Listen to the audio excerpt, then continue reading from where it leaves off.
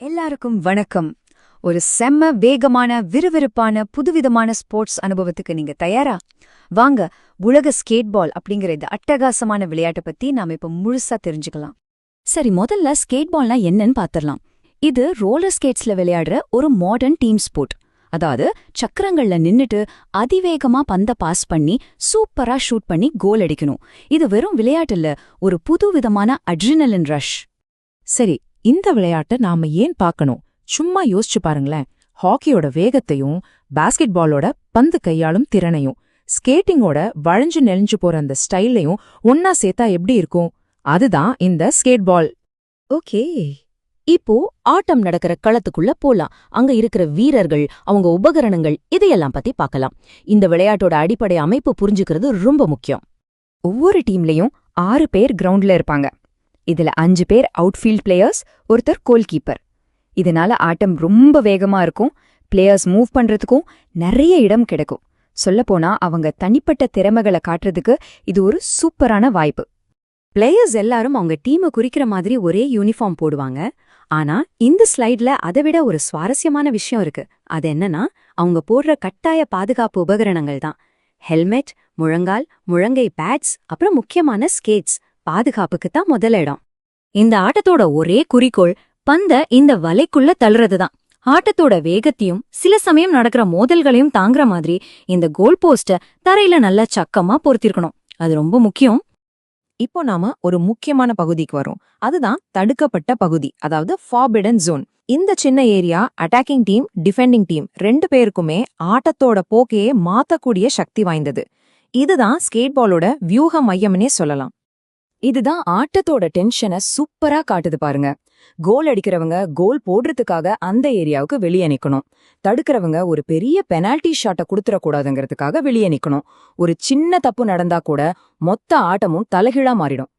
வாங்க, இப்ப ஆட்டம் எப்படி நகருது, நிஜமாவே விளையாட்டு எப்படி நடக்குதுன்னு பார்க்கலாம். பந்து எப்படி மூவ் ஆகுது, பிளேயர்ஸ் என்ன செய்றாங்கன்னு இப்போ தெரிஞ்சுக்கலாம். இந்த விளையாட்டோட முதல் விதி ட்ரிப்ளிங் தான். ஸ்கேட்டிங் பண்ணிக்கிட்டே பந்த விடாம தட்டிட்டே போகணும்.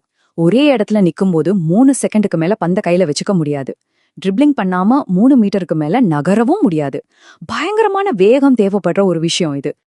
ஆனா இந்த ஃபார்பிடன் ஜோனுக்குள்ளேயே இருக்கிற ஒரே பிளேயர் கோல் கீப்பர் தான். அவரோட ஆட்டம் கொஞ்சம் வித்தியாசமா இருக்கும். அதுக்கு சில தனிப்பட்ட விதிகளும் இருக்கு. அவரோட ஏரியாக்குள்ள அவர் ஒரு சுவர் மாறி. பந்த தடுக்க உடம்புல எந்த பாகத்தை வேணும்னாலும் யூஸ் பண்ணலாம். ஆனா அந்த ஏரியாவை விட்டு வெளியே வந்துட்டா அவரும் ஒரு சாதாரண பிளேயர் தான். மத்தவங்கள மாதிரி எல்லா ரூல்ஸையும் ஃபாலோ பண்ணணும்.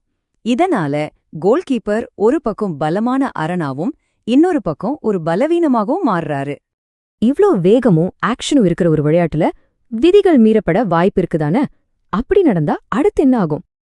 இதுக்கு கிடைக்கிற பதில் தான் ஆட்டத்தை ஒரு சாதாரண போட்டிங்கிறத தாண்டி ஒரு வியூக போரா மாத்துது. நடுவர்களோட ஒரு சின்ன முடிவு கூட ஆட்டத்தோட போக்க மொத்தமா மாத்திடும். நடுவர் ஒரு சின்ன தப்பிலிருந்து ஒரு பெரிய ஃபவுல் வரைக்கும் எல்லாத்தையும் சொல்றதுக்கு விசில், கார்டுன்னு சில சிக்னல்ஸ் யூஸ் பண்ணுவார். இந்த சிக்னல்ஸ் தான் ஆட்டத்தோட வேகத்தையும் ஒழுக்கத்தையும் கண்ட்ரோல் பண்ணுது. ஒரு மஞ்ச கார்டு வாங்கினா 2 நிமிஷம் பெனால்டி பாக்ஸ்ல போய் உட்காரணும். அப்போ உங்க டீம் ஒரு ஆள் கம்மியா விளையாட வேண்டியிருக்கும். ஒருவேளை ரெட் கார்டுனா நீங்க மொத்தமா ஆட்டத்திலிருந்தே வெளியே போகணும். சரி, இப்போ எந்த ஒரு மேட்சோடையும் ரொம்பவே பரபரப்பான கட்டத்துக்கு வரும். இந்த இடத்துல தான் ஒரு பிளேயர் மேல உச்சகட்ட அழுத்தம் இருக்கும். ஒரு பிளாண்டி, அதாவது பெனால்டி கிக். இது ஒரு தியேட்டர்ல நடக்கிற டிராமா மாதிரி. உதாரணத்துக்கு, ஒரு கோலை தடுக்கணும்னு டிஃபெண்டர் அந்த தடுக்கப்பட்ட பகுதிக்குள்ள நுழைஞ்சிட்டா அப்போ அந்த பெனால்டி கிக் கிடைக்கும். இதை எப்படி வேலை செய்யுதுன்னு பார்க்கலாம். பிளேயர் ஸ்கேட் பண்ணிக்கிட்டே முன்னாடி வரணும். அவரோட மூவ்மெண்ட் நிக்கவே கூடாது. அந்த 4 மீட்டர் ஏரியாக்குள்ள நுழையறதுக்குள்ள ஷாட்டா அடிச்சு முடிக்கணும். இது திறமைக்கும் மனதைரியத்துக்கும் ஒரு பெரிய டெஸ்ட். ஒருவேளை மேட்ச் ட்ரால முடிஞ்சா டென்ஷன் இன்னும் அதிகமாகும். முதல்ல எக்ஸ்ட்ரா டைம், அப்புறம் கோல்டன் கோல் அடிக்க ஒரு வாய்ப்பு. அதுவும் முடியலனா கடைசியா நரம்பெல்லாம் தெரிக்கிற மாதிரி ஒரு பெனால்டி ஷூட் அவுட் நடக்கும். ஆக, இங்க ரொம்ப முக்கியமான விஷயம் என்னன்னா, இந்த எல்லா வேகம் ஆக்ஷனுக்கு பின்னாடியும் ஸ்கேட் பாலிங்கிற விளையாட்டு நேர்மையான ஆட்டம், ஒருமைப்பாடுங்கிற ஒரு வலுவான அடித்தளத்துல தான் கட்டமைக்கப்பட்டிருக்கு. வீரர்கள், விதிகள், உச்சக்கட்ட பரபரப்பான தருணங்கள்னு நாம எல்லாத்தையும் பார்த்துட்டோம். இனி நீங்க செய்ய வேண்டியது ஒன்னே ஒண்ணுதான். ஒரு மேட்ச பார்க்கணும். இந்த வேகமான உலகத்துக்குள்ள நுழைய நீங்க ரெடியா?